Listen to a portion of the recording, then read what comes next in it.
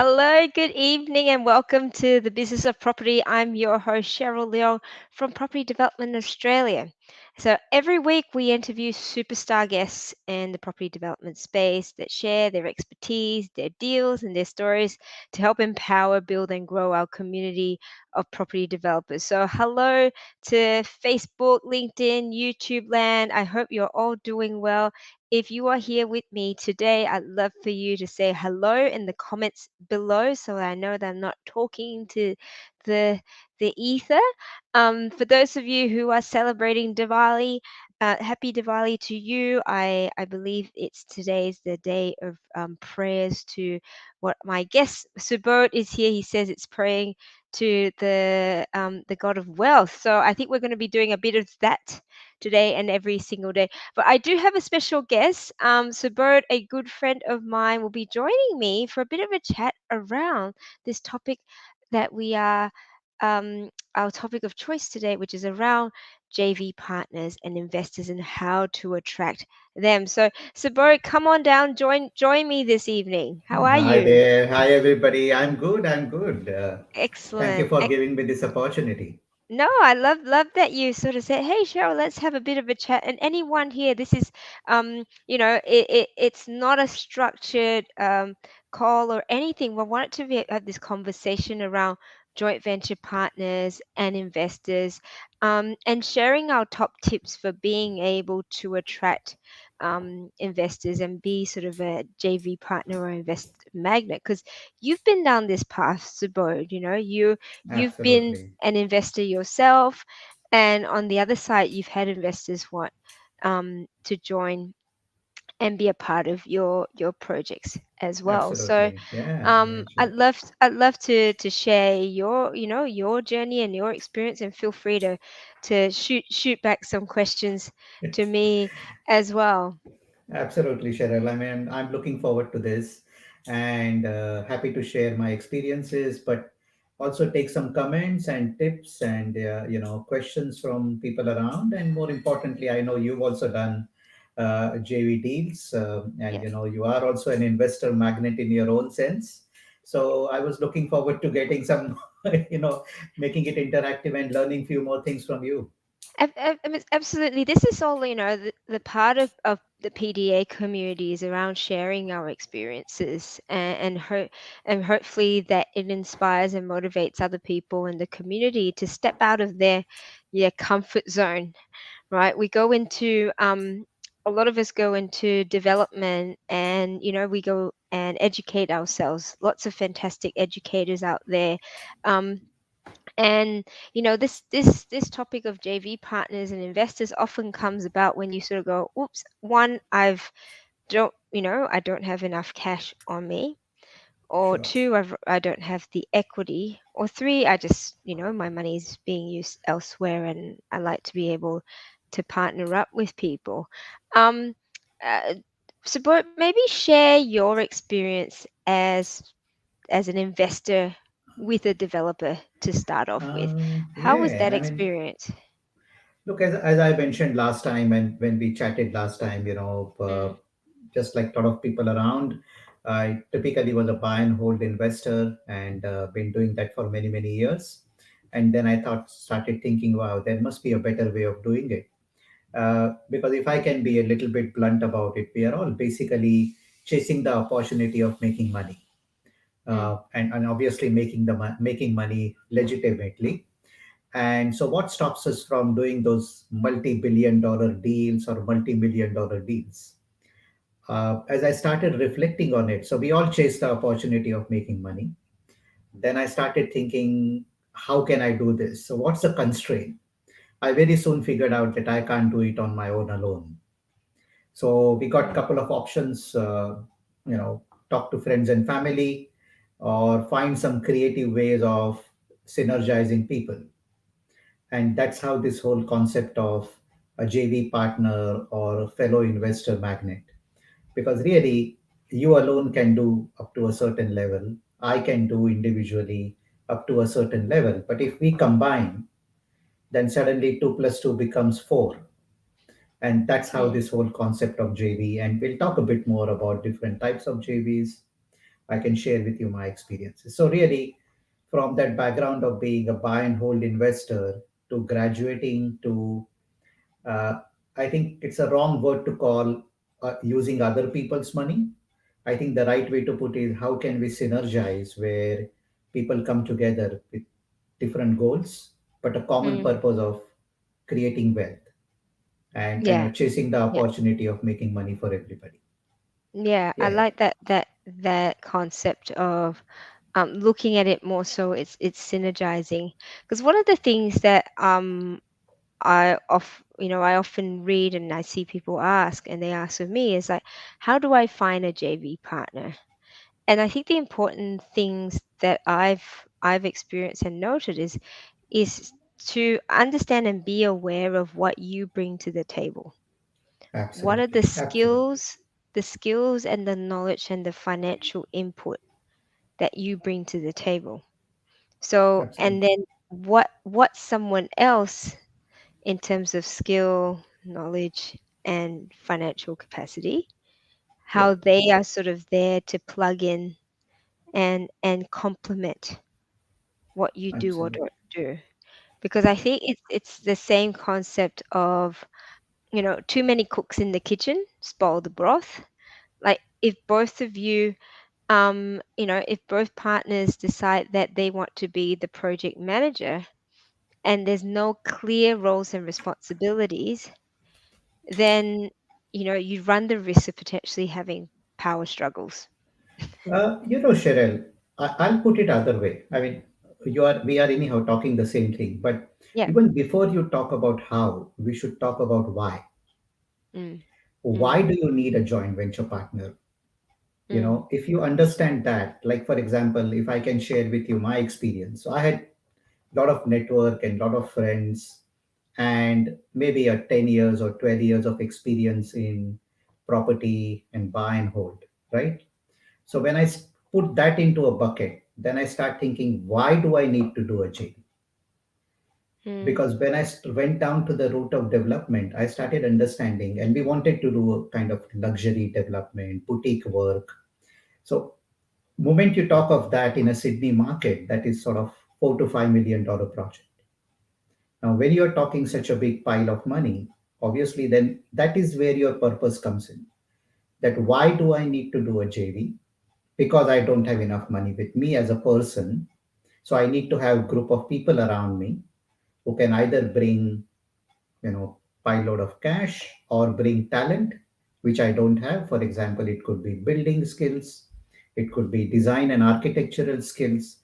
So once you understand that particular aspect, then you mm, start thinking of who do I now need to go and talk. mm, For mm, example, in my case, I need to go and talk to people who have got adequate cash, who are perhaps time poor, or I need to go and talk to good builders who know how to do a luxury build, or I need to go and talk to town planners and architects. So you see, I'm already starting to think in my mind who are the potential JV partners. So why do I need it? And then comes the how. mm. So what can Yeah. I offer to them? And what is exactly what you were trying to say? That what do I offer? Why should they even talk to me? Yes. Yes. Yeah, And then I like the way that you're thinking there. Why am I needing it? And is that going to be beneficial to what I'm doing as well? I have to say the one of the stumbling points that I recognize now, looking back at my property journey, was thinking I needed to go and do it all on my own to begin with.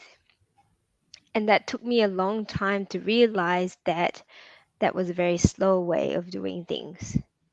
absolutely. That I was depending purely on my own savings and serviceability and the equity in my property. And it was to a certain extent um, a very limiting mindset Yeah, when I just thought, oh, this is the situation I'm in. I don't know what the solution is. I'm just going to wait until it gets better. And I'd love to ask the audience, do you ever feel in that way that you sort of go, I only can do so much. I don't have enough money. I don't have enough serviceability. I don't have enough. And I realized as I educated myself and as I saw people doing deals, and I wondered to myself exactly what you're talking about, surrounding yourself with other people. Because one of the things I used to think was, as a developer, I got to start off with duplexes to begin with, get some equity, more capital, get to bigger, and then it sort of grows and grows. And then I came across people doing subdivisions of 5 acre lots, and they're Yeah, subdividing to 40 lots. And I'm like, are these like multimillionaires? And then the guy said to me, no, we've just a few of us, my friends and I, a few colleagues that are in the property space have come together. And I was like, whoa, okay, this is something. And they don't require serviceability? No, it's on the merit of the project. And that's when it really opened my eyes to, wow, okay, development is another kettle of fish where um, it's about bringing solutions together and people together to make things happen. absolutely. And Absolutely, Cheryl. If I can just add to that, when we were in business consulting, uh, it's not about what you know, but it's about who do you know who knows a solution.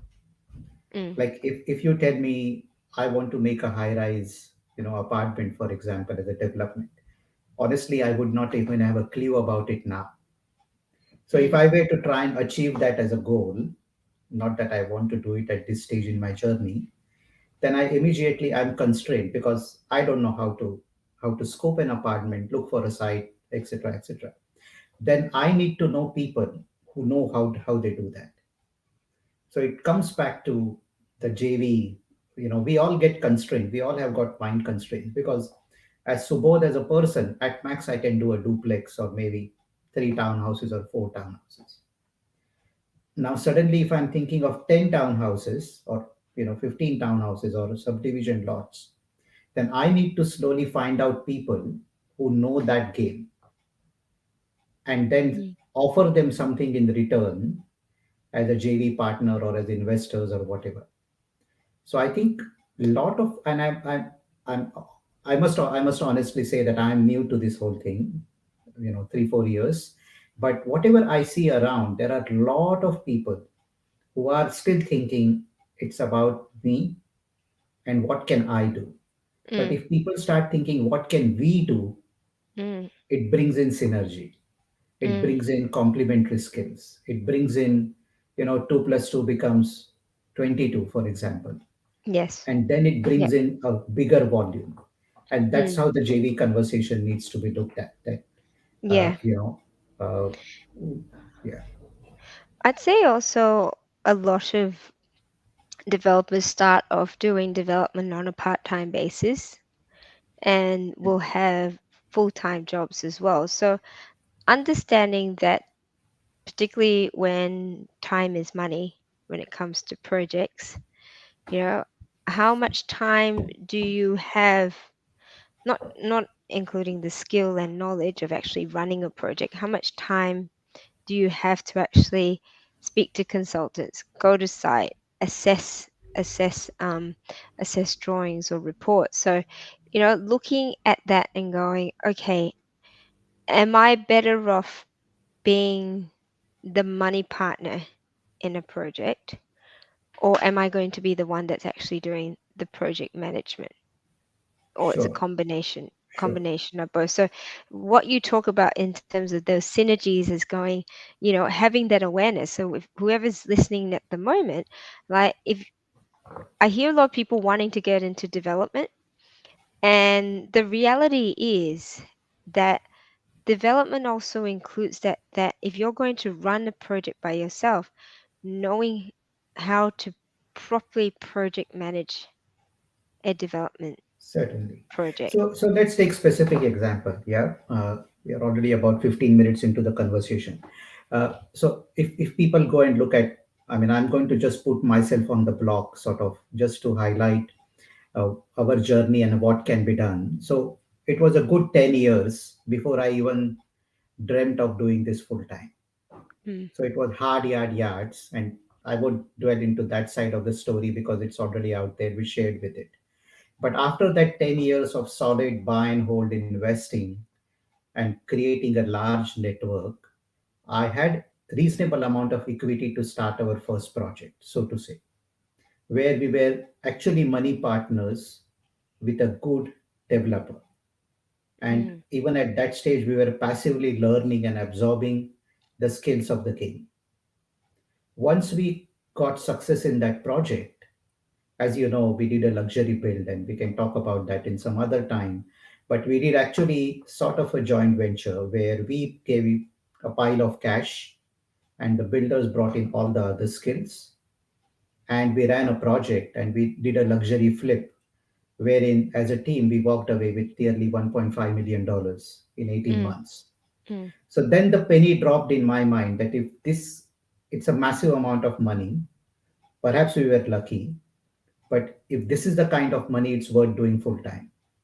So I actually Mm. stopped my other activities and started focusing on this full time. Mhm. So, there is a process of doing it. I would not recommend somebody doing development day one, but if Mm. you have enough momentum and network and support and foundation, it could be 2 years, 5 years, 10 years, whatever is your journey. Mm. A time will come when you can actually quit your full time job. In my case, actually, I did a pivot from a business. I had a business for 10 years, which I still have, but I pivoted out from it because I could see that there is enough money to be made and more. And that's how we got into this. And then the next step comes, all right, so what is it that we want to do? So in our case, everybody will have different journey and different goals. In our case, it was luxury build, big projects, and relatively quickly, given my age and gray hairs. So, so therefore, the JV that we are talking about, and I'm happy to talk high level, is really a $7 billion TDC in Sydney. Mm. So we decided to work in Sydney, large project. It's duplex plus two luxury builds and a Mm. subdivision also to add to it. Now, these kind of complex projects just cannot be done by one person standing up and doing it. It has to be a teamwork. You got to have money, you got to have skills, you got to have the right team, plans and permits, and all the professionals, and a project manager and a builder. Because our build itself is nearly $2.5 million plus. Mhm. So Mhm. you see, Mhm. now I'm not saying everybody needs to do be that, but you could have some other goals. So it Yeah. starts by laying a foundation, being clear of where you want to go next, giving it adequate focus and time, and then finding JV partners. And how did you go about finding JV partners, whether it's money, money partners or people that were going to bring in the expertise and skill? It's a good question. And this is the funny part of it. When you are operating, like we were operating on the luxury build. So when you are doing a particular type of project, the people that you attract are also at that level. Mm. So to tell you specifically, last year October, so we are talking now 21. So this is 1920 October, a good 1 year back. A fellow JV partner who is now our joint venture partner actually approached us and said, "Hey, can I have a look at your luxury build?" And I said, "Yeah, come over." And we had a conversation. And he said, "You know what? I also got a project. Would you like to see my project?" And I very distinctly remember on 29th of October last year, that was the first time I went and saw the site, which today we have done a JV with. So you Mm. see, you tend to attract people because I am sure he would have thought at that time, geez, this guy is doing a $5 million project and it's a luxury build. So he's got certain capacity in terms of sophistication, in terms of investment. So that's how I stumbled. And it's nearly now about 12 to 14 months of hard engagement when we have actually Mm. started the JV journey. So that's an Yeah. answer to you that, like attracts like.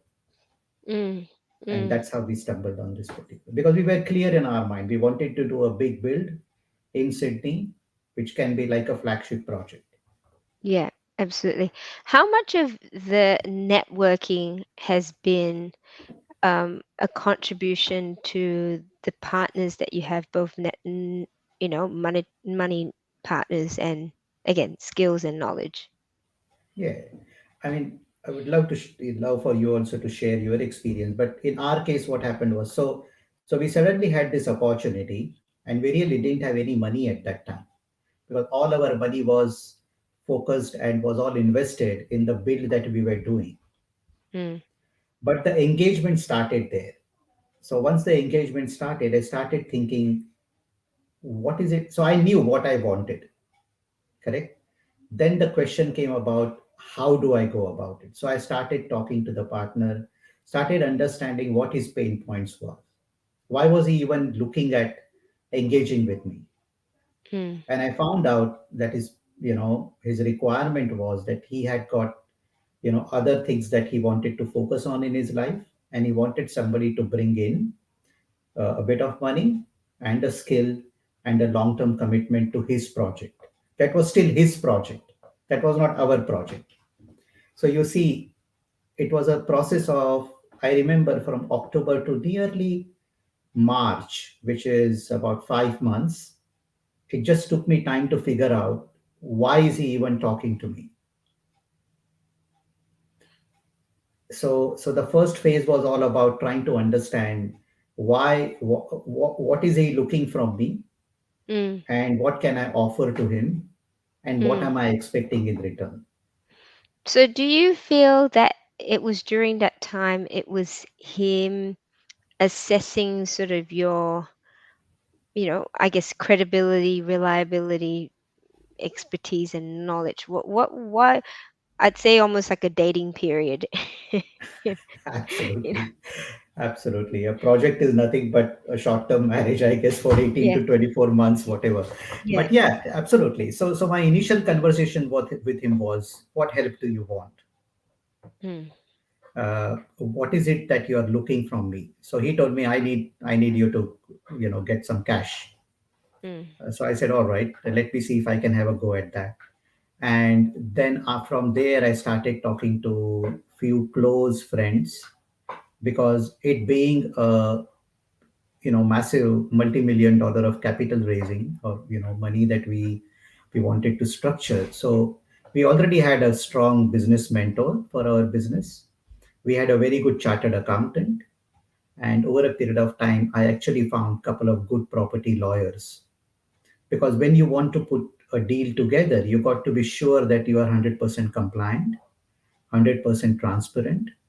So while I was talking to him to find out what can I offer to him, I was also trying to increase my own bandwidth to deliver on those things. mm, mm, So that's how. So he absolutely, it was absolutely a process of him sussing me out in terms of my credibility, reliability, ability to deliver. And believe me, in the initial stages, as I told you, our money was committed somewhere else. So we didn't even have the money. But as the credibility went on increasing, as our engagement went on increasing, we actually became good friends. mm. And then we started talking business, which was, Yeah, suppose, let's say, from October to March, it was a process of becoming good friends and understanding what can I offer to him. yeah, yeah, absolutely. So, I've Yeah, got a question here. How many projects have you run solo versus with a partner? Maybe good. start with you first, and then I can answer that. Uh, Good question. I mean, look, it's been a journey, honestly. And in terms of buy and hold, we've done few projects, we've done few granny flats, home extensions, renovations. So at the top of my mind, about 6 to 7 small and medium-sized projects before we did the big build, and before now we've set up 5 more projects. So we've accelerated. So it's been a very slow start for a good 10 years before we could, take the jump. And doing it full time now, it gives me a bit more confidence. And look, I'm not saying that I know it all. I'm sure out there people would have done things differently. Yeah. So solo projects, you can say 5 to 7 over a period of 10 years. Burned houses, structural renovations, granny flats, home extensions before you get on to full blown build.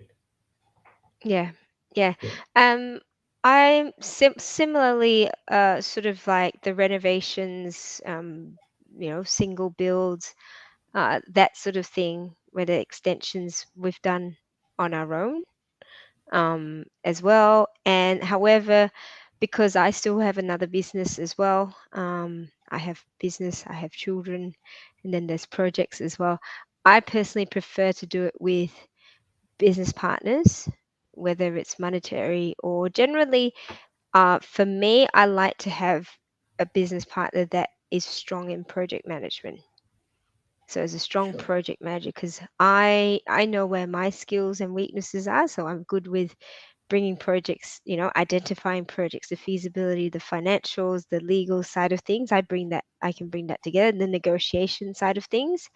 And I like to then have someone who is experienced and knowledgeable in that project management space to actually run projects well, that they can cash flow. They're looking at, and I find great project managers are like a dog to a bone, where you tell them a deadline. If you exceed that deadline, they come down hard on you like a ton of bricks, going, "You said Wednesday, why not Wednesday?"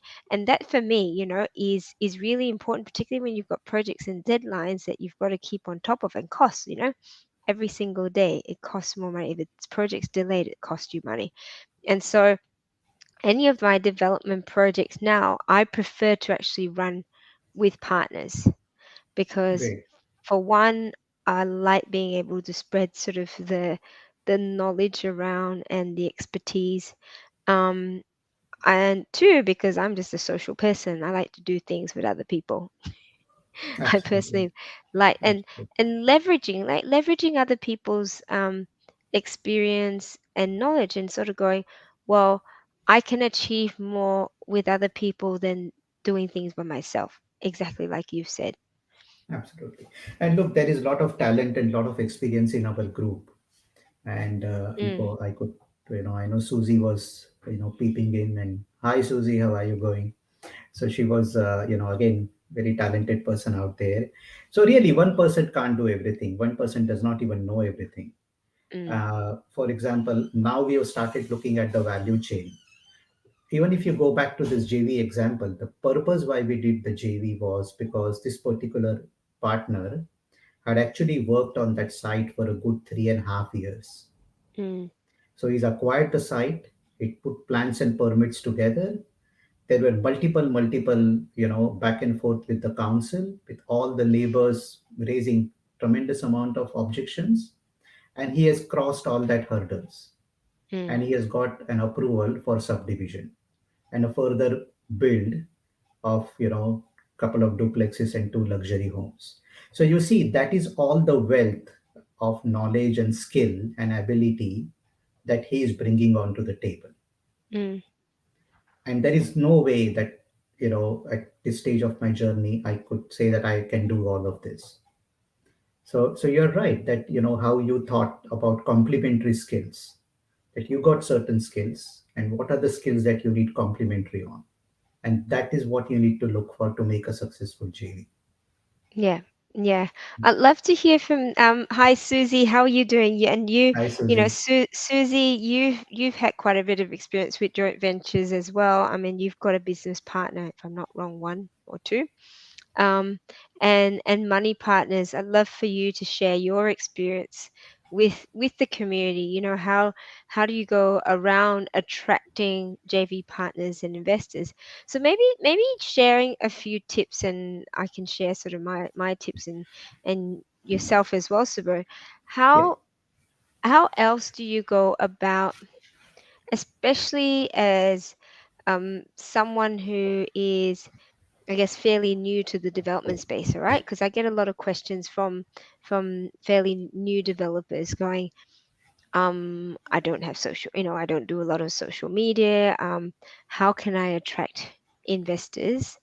Um, into my project, what would be your top tips for them? Well, somebody did ask a question, how many projects you did in the past? So I think that question itself is questioning credibility, right? Mm, So I think first thing you need to look at is, can you really stand up there and be credible? Now, how do I mm, build my credibility? So we straight away, sort of since last 3 years, I have been constantly learning. We have invested in a business coach, as I told you. So that is one credibility. Second is we've got a good chartered accountant. He's got multiple properties.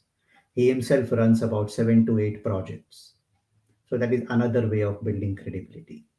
Third way could be that you have good property lawyers. So you see, it's about building a team, mm, and then on your own committing to your. A lot of people are not committed to what they want.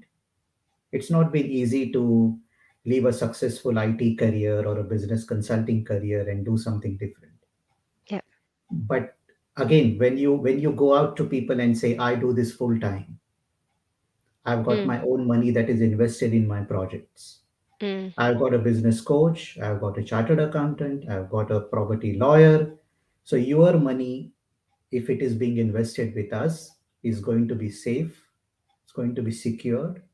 And I don't have hesitation in saying that we will engage with best of the people to see that the project is delivered. mm, I mean, so you see, you got to be realistic about what you're trying to achieve and be honest about it. But if you go around thinking that I know everything and I'll do things in a way which is not transparent and doesn't build over a period of time, it may not succeed. It might succeed mm. for 1 or 2 projects, but very soon the community is very small and people would come to know. Yeah, absolutely. And Yeah, so leveraging your team, like putting, we hear this often, like putting together your team of experts. At the end of the day, we all don't know everything all on our own, but having these people who are from a legal perspective, from an accounting perspective, to be able to have look through your feasibilities, um, correct. and so surrounding yourself with your super team helps not only build your knowledge base, it builds your level of credibility to be able to say, hey, I might be fairly new to this, but I've got mentors that are able to guide Correct. me guide me Correct. through it. And Correct. if you're willing to come on, obviously you're willing to join with me, we're going to be transparent about this. We're going to do this together. Absolutely. I mean, we don't hesitate in engaging with an acquisition strategist, Yes. and we pay big dollars for that. We don't hesitate Mm, in paying money to do a proper, feasibility. We have tools with us, so we do that. But we also don't hesitate in getting a land subdivision consultant to take proper views from yes. him even before we acquire a property. Yeah. You introduced me to 𝗵𝗍, and a big shout to him out here. Again, very good professional. So our joint venture agreements are 50 pages. So you see, we don't hesitate again in paying all that money. Now, is Mm, it going to give returns on the first project? Perhaps not. But over a period of time, money, that is the credibility that we will build when we demonstrate to people that we have got strong agreements, proper joint ventures. And so really in the first JV, you will be surprised. We've actually got 3 lawyers guiding us. So you see, trying to do things which are long term and transparent helps mm, you. mm, And I'm sure mm, you also mm, must have done that. You were talking about the Camry project, to me, and how you mm. went about that. You got a good project manager. So, Yeah, and absolutely. And so, for say one of our projects now, and that's our Camry project, and we've got an excellent development manager who's one of our partners as well in the project. I mean, he's got, I don't know, over 30 years experience in construction management and building and all. You know, there are things that in the project that if it was left to me that I wouldn't have picked up. I wouldn't have been able to value engineer the project. I wouldn't have been able to work out the best materials in terms of the underground parking, or be able to make a lot of us, all these all these things that come with experience, right? That you Absolutely. can, you can learn things when you're at university. You can learn things when you're doing a property development course, the practical, the theoretical side of things. But there's nothing that beats experience. And so Absolutely. when you are, you know, at the end of the day, development, yes, it is a process. There's so much about um, the technical side of actually delivering projects that I'm more than happy, like I said, to be able to pay someone to do it, or Yeah. partner with someone who knows what they're doing, and Yeah. and and is able to sort of make sure that they're identifying the problems before they arise, and also knows how to deal with it. Absolutely. I mean, I'll share with you another example. Let's say if you look at the value chain of development, one of the big risk and one of the big chunk of work is the build. Mm, Yeah. And in our first project, we are not builders. We don't have building qualifications. We don't have the licenses. Blah blah. So we deliberately actually got a builder who is our mentor. mm, Now, again, being honest, we are not going to build all our projects because this particular gentleman may not have the capacity to do a luxury build. We are honest about it. We'll try to get the right person for the right work. But for us to start, developing more depth into our service offering, we've actually got a mentor who's got 19 years of build experience, mm, and he's sort of semi-retired and wants to take a step back. So we have actually started using him for one of our projects. On top of that, we have actually got a project manager managing that project. Plus, we are actually using a software. I had actually posted it in the community about some good softwares out there. So we have mm. actually invested in a software. So you see, we are also constantly learning and strengthening our own knowledge base so that we can capture the value chain, and that's how we can, you know, earn more money, make more money for us and others. So Yeah. it's like a constant process like that. Um, so, but I want to talk about another topic around social media, and your thoughts around using social media and getting comfortable with social media in terms of building, at the end of the day, almost like a personal brand, right? Yeah. How do you feel? How do you feel about that? And I'll share with you my thoughts and experience as well. You are a champion in it, Cheryl.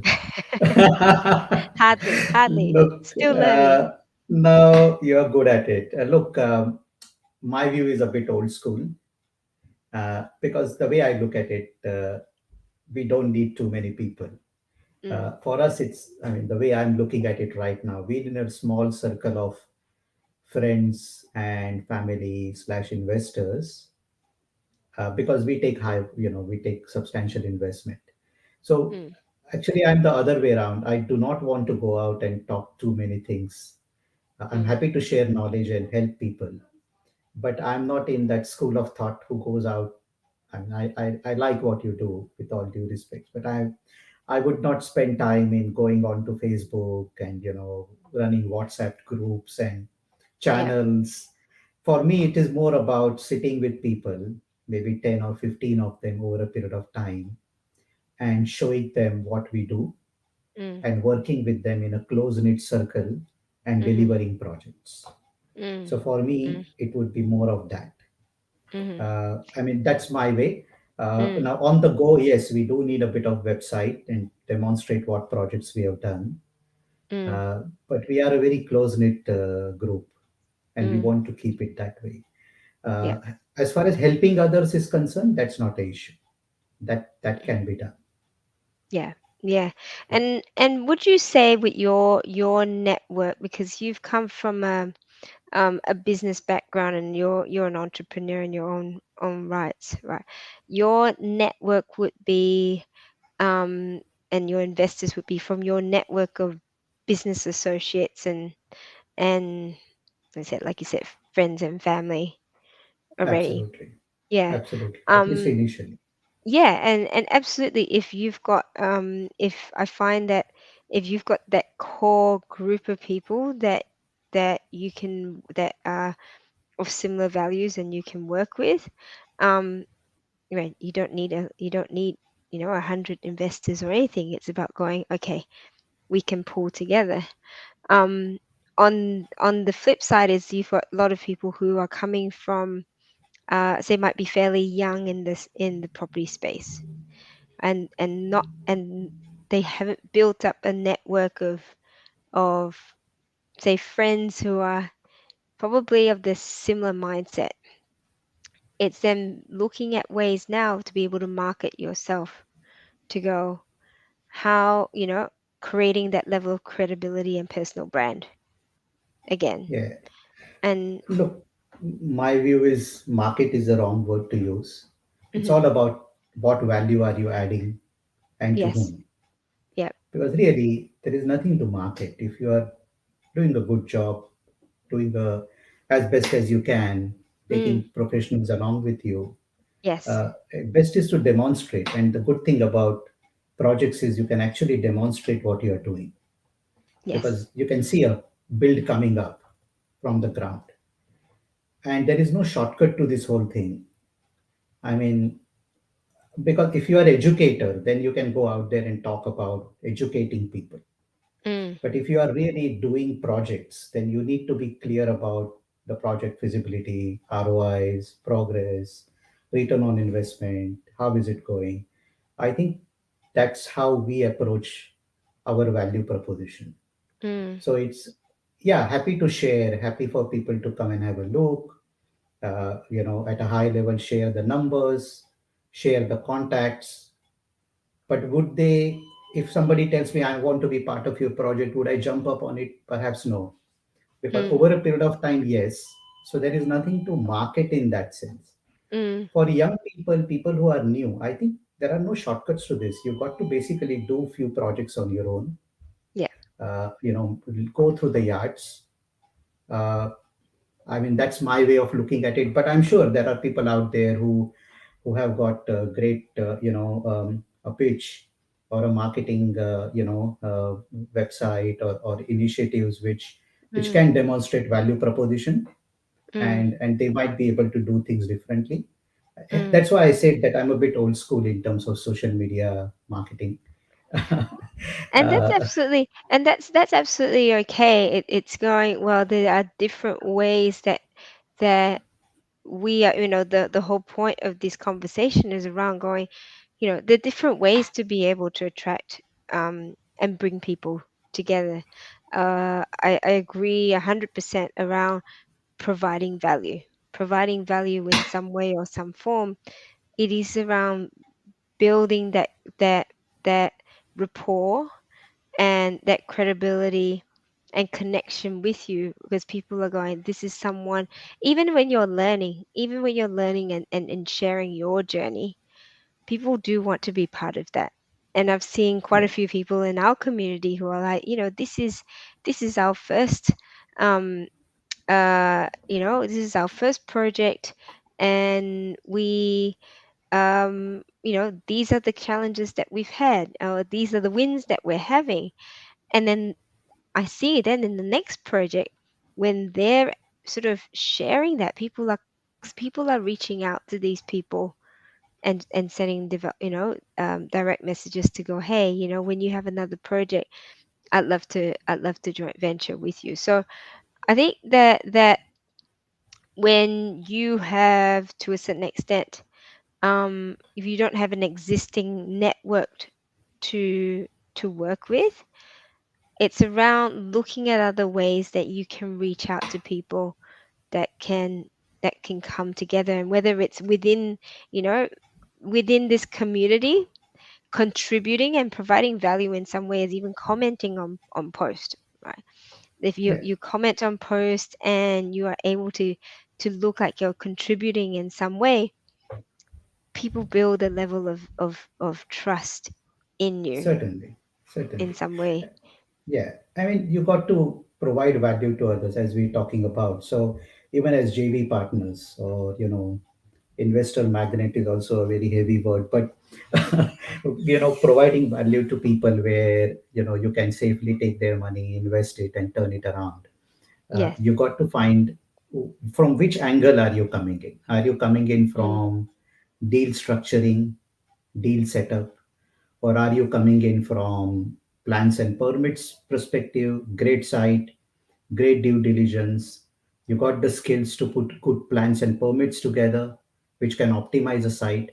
Or are you coming in from the build perspective, where you can do a build in a cost effective, timely manner mm, as a mm. project manager? Or are you actually a builder who can sort of deliver a project?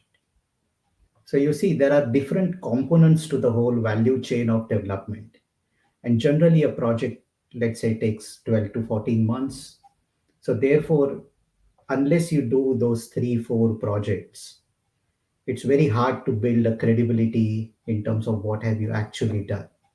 Mm. So for us also, it's a journey. It's just it's not that we do everything, but once you do that, then automatically there are people who are interested in having conversations with you. You got Yes. to also choose the right partners, because there might be people who may have a lot of, let's say, money to invest, but their expectations might be high. Mm. So you got to find out whether can you meet those expectations in terms of timelines of the money that you are taking, or in terms of the return that you are committing to them, or what is it that you are offering, and can you actually deliver on those. Yeah. I think those are some of the things how again, you need to think through.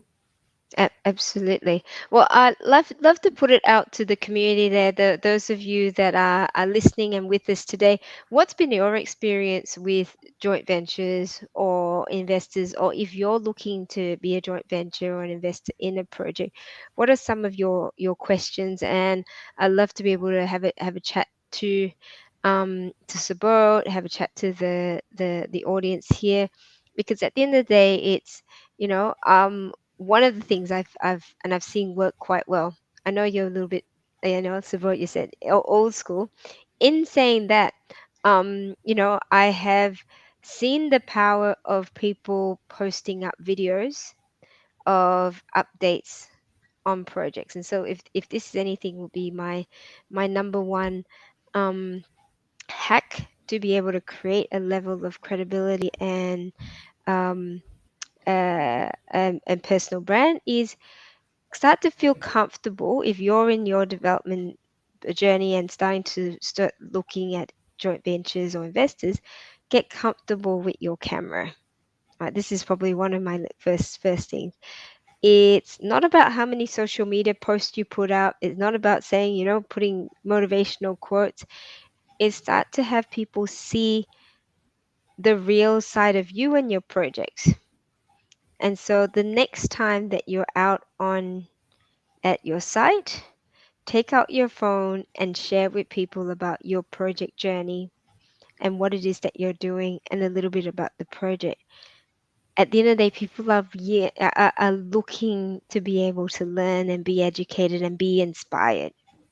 Yeah, So if you can inspire people in some way or form to say that this is possible, and if there's a part of them that says, I don't have the time or the knowledge or the money to, or the money to do it, either one of those three or a combination, and they look to you to say, this person's doing it, he or she's doing it, there's more likely that they're going to look at you and want to be connected with you in some way and potentially want to, do some sort of a partnership type thing down the line. absolutely. In fact, Cheryl, if you start by giving, you will start getting. Yes. So if you start by giving to people, it could be your project, it could be your knowledge, it could be some referral, or somebody needs a good, like today morning someone called me from Brisbane. He connected me via, I think, our community, and he's doing 5 townhouses in Toowoomba. Mm. So I spent a good half an hour, 45 minutes with him, just sharing with him what we do, and give him Rich in yours contact, and a chartered accountant's contact. So just giving it without expecting. Mm. And he now then he started telling me he's got an investment property in Blacktown in Sydney. So next time he's going to be in Sydney, he'll be happy to catch me for a cup of coffee. So you see, when you start giving, you start getting. But if you Yes. start approaching from getting perspective, how can I sign up this investor as soon as possible? Mm. Then your whole Mm. mindset is trying to sell or Mm. trying to, get something. But if you start by saying, happy to share what we have, happy to show you in a safe Yes. way, and if you want to be part of it, so be it. We'll talk about it separately. I think if Mm. you approach it from that way, I think it might be more better. Yeah, Uh, absolutely. I think that's a really, really good point there. Subodh, I've really appreciated having a chat to you, and I think there's some really, really good points there. You've shared from your experiences. I've shared a little bit about how, we've had partnerships, whether I'm looking for partnerships or people looking for partnerships with us. Again, whatever it is that you're doing and wherever you are in your development journey, um, I, it is the synergies. If there's anything to take away, it's the synergy, finding people who are, the synergies between your skills and your knowledge and your financial input. I love that we're looking at the value that you can bring to people, and the fact is that there's more than enough to go around. It's about and yeah, giving and being able to share as well. yeah, I think yeah, if you've got that abundance mindset, and this is the other part about sharing your journey, it's like if you're sharing the challenges and the wins along the way, it's not about, oh, there'll be less sites for me because other property developers will be doing it. No, in fact, it's saying, hey, I'm more than happy to share because I know that, if this inspires you, then you're going to be wanting to do a project that makes a difference to your life. So I really like the messages that have come out of this absolutely. conversation. And one more last thing is, if something is worth doing, it's worth doing well. So Mm, committing to it, like, everybody may not be able to do it, but trying to do it full time or devoting enough time to it, because if you're doing it at a particular level, you've got to commit to something. I think that yes, itself brings in a lot of momentum. Because, yes, like when I was in IT, I used to run my IT business. But now that I'm doing real estate development and still starting the journey, I virtually spend 8 hours of my time only in this space. So, what I can do in 1 year, perhaps other people can do in 2 years, mm, because the amount of time that I spend in that space, because I'm doing it with focus, the yes, momentum is more, rather than trying to run an IT business and trying to do developments on the side. It's mm, a sheer opportunity that you get, because whole day tomorrow morning I get up and either talk to a town planner, or talk to a PCA, or talk to a builder, or look at a good site, or set up a mm, feasibility. So when you keep doing it, your opportunity cost, your opportunity of success goes up. yeah, I think yeah, some of those things, but I think yeah. we That's covered it well. that's a There really are good few point. aspects to JV that I would love to hear from the community also. Mm, There are JVs that are with money partners. There are JVs with land owners. There are JVs with builders and developers. So I think there are different aspects to this big mm, word called joint venture. It would yes. be worth exploring how other people have structured things. Yeah, I think that the point that again comes up often is around joint ventures with landowners. So, those of you that have had experience with that, feel free to comment. Even after this is finished, you can watch. If you're watching the replay, pop the comments below. Tag either Subodh or myself or anyone else. How have you structured JVs with landowners? How have you structured JVs with other investors, with serviceability partners, or if you're the equity partner. So I think the more that we're able to share our experiences in this regard, the rest of us in the community are learning in some way or form, and Absolutely. we're able to support each other on this big journey, which a lot of us go into because we want to create a level of freedom. Absolutely. There's a big word out there that together we can make it better and conquer Yes. more. Uh, yeah, love it. Love it. Excellent. Excellent. Well, All Support, righty. I know you're going to have a busy week with a lot of celebrations. I appreciate you taking the time to chat with me tonight. It's an absolute Pleasure. pleasure. And everyone that's here with us and has been listening, I appreciate you and your time as well. Again, please feel free to share with us your own experiences with JVs and investors. If you have enjoyed tonight's session and if you'd like to listen to any of our previous Business of Property sessions, feel free to subscribe to our YouTube page. And also just share it with other people, invite other people to the Property Development Australia Facebook group. It's an amazing community. I'm very proud to be a part of it, and I hope it brings lots of value to you and your journey as well. So till next time, take care, keep safe, and I'll see you again. Take care. Bye bye.